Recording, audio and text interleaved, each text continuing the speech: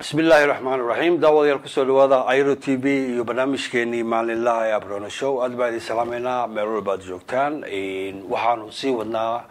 in falooyinkii aan ka faalanay doorashada Soomaaliland in maalin walba urur iyo xisbi bay imanayay maanta waxa ku leh kulmiye waxaan dul istaageynaa kulmiye iyo doorashada wuxuu ka yiri iyo qodob kale oo ku saabsan in gobolka wadal in uu horeen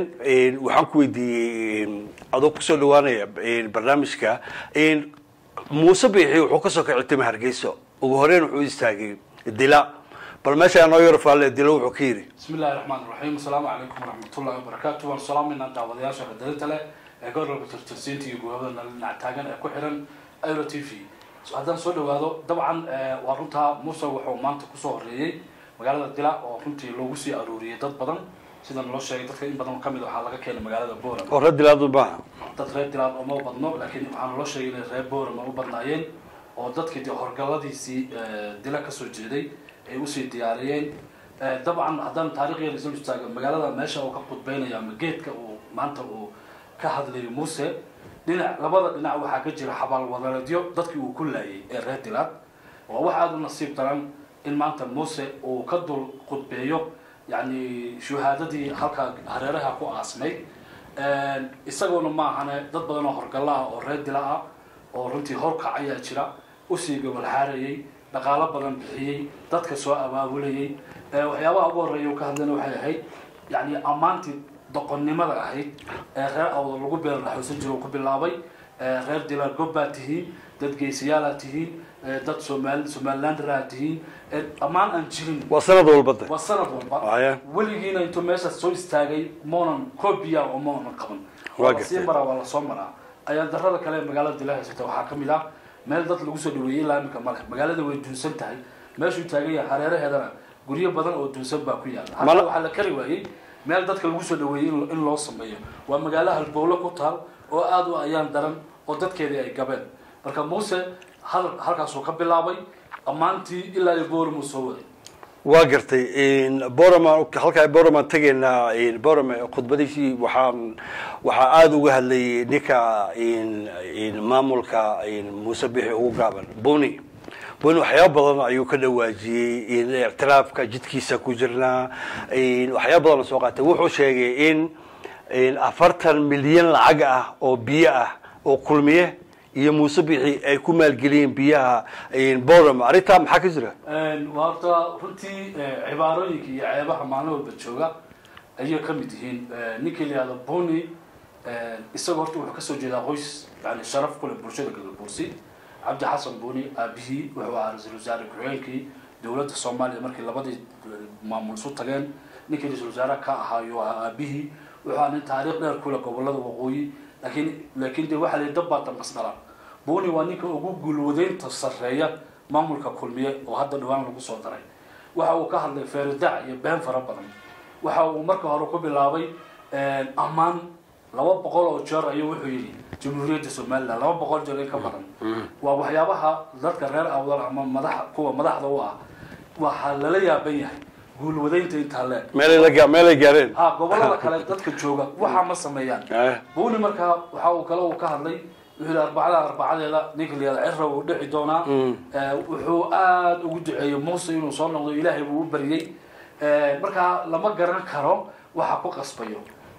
arrinta Boorama biyo la geliyay Boorama waa magaalada Soomaaliya oo marka laga hadlayo waa magaalada weligeed aan biyo la noqon oo weligeed waxay leedahay shirkado biyaha soo saaro tooshoska iyo biyaha saa u burqanay meel walba way ka jiraan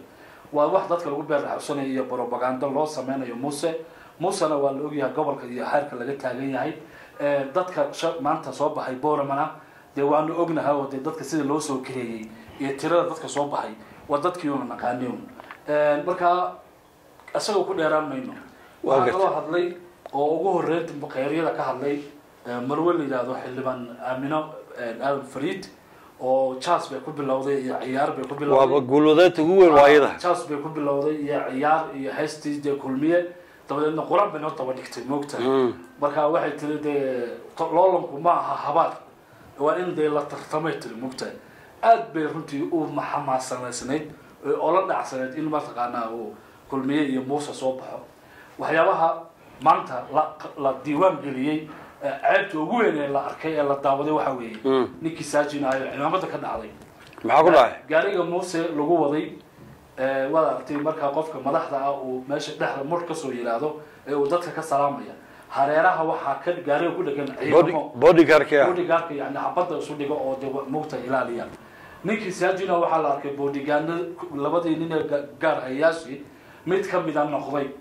yani intuu dhinac ka soo baxay muuse oo sare taagan oo dadku ay ka hibaysanayaan askari waa dhinaca kale ka laalaada dhinaca bilxana ninkii saajina waa ka laalaada marka waa ceeb yani ninkii dhammaan gobolka martida loogu ahaa ninkii dhammaan madaxweyne ku-xigeenka u tartamayay waxay inuu iska gaarigiisa ka dhex fadhiyo yani isagii baa sida askarigii dadka gacanta sidaa leh marka waxay noqotay ceeb kale oo usoo hoyto gobolka oo ninka de berri la filayo inuu madaxweyne ku-xigeenka yani noqonayo waxayna tusinaysaa muuse heerka uu gobolka iyo dadka ka joogo yani waa sumcad daro ninkii dhammaan madaxweyne ku-xigeenka u ahaa inuu u quuro inuu askari ka dhigo maysan ahayn ceebtaasina dee gobolka oo dhan ayay runtii dee wada saamaysay waa tahay boni wuxuu ka hadlay isagoo ku kaftamaya madaxweynihii musharaxii madaxweyne ee maraykanka gabadhii inay qoslaysay qosolna aan loo baahnayn uu musharaxa wadanina uu qosol meesha la joogo wuxuu kaloo yiri muuse biixina hal maalin buu qoslay halka maalin waa maalintii midnimada la soo noqday midnimada uu muuse soo celiyay maxay tahay guulwaduhu laftiisa iyo dadkii aad buu dheereeyaa misteri guulwadan jiray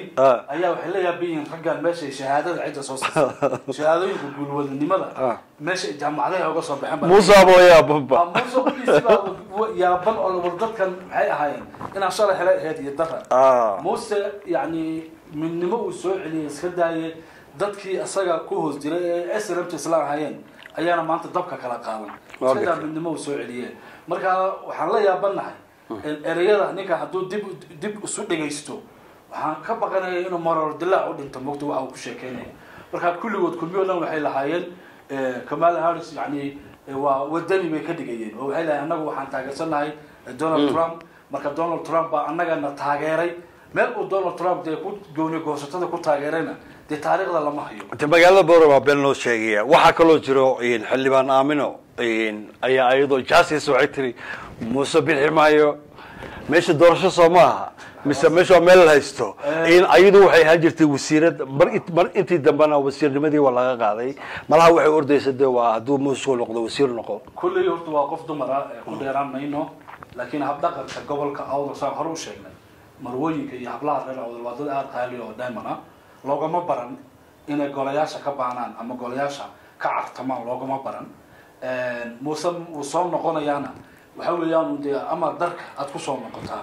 oo dad badan waxaa jira imika calaamadaysan oo la soo celin doono sida ay filayaan marka waa iska guulwadayntiyo dumarowday umbaan oran karnaa waa gartay weli intaan soo tabinaynay doorashada Soomaaliya weli maana arag musharax leh ama soo bandhigaya wax qabad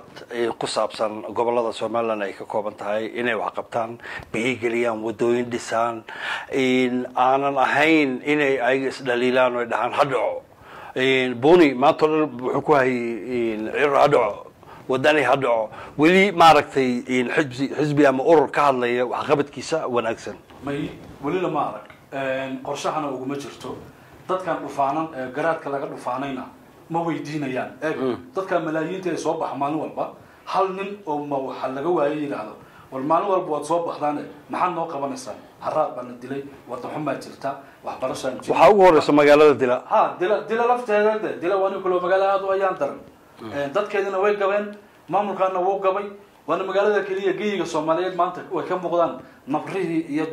raadkii dagaalada sokeeyay ka muuqdaan yani waxa weeyaan inta waxaasi dadkan ma arkaan dadkan waxa weeyaan waa nin gunno yar la siiyay iyo nin halkaa u dhintay iyo nin xil raadinayo iyo nin ina yar oo adeer iyo gacanta u hayo intaas weeyaan marka nimankan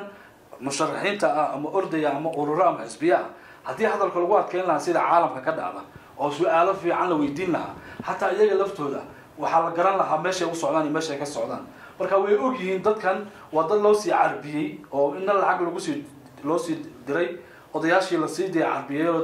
la sii wada dhufaanay marka way ku durduranayaan wayna ku digasho yani doorasho iyo loolan mahana waa digasho shacabka intay nuglaadeen ayaa waxay noqdeen dad maaragtay dhankii loo eriyaba dee waa waraab waa dhankii loo eriya waa banaankii murtidii ahayd bay noqdeen waa gartay ugu dambeyn musharaxa hadda saajin waxaa ka horeeyey saylici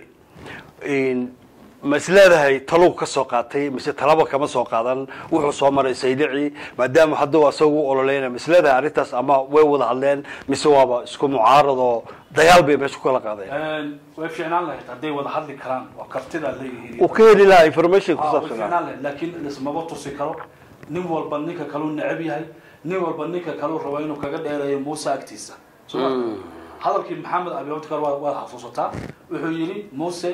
waxa uu ninkan ku xiray aqal saylici uu ka hadlayay oo maxjabad buu ka dhigay cirana berri wuxuu rabaa inuu aqal ku xiru yidhi ninkii la yidhaahdo maxamed cali hadduu saajin soo baxana isna maxjabad baa laga dhigay marka nin walba wuu og yahay inuu noqon doono gabar yar oo maqabiyo oo meel fadhida oo tolkiina u xoog badan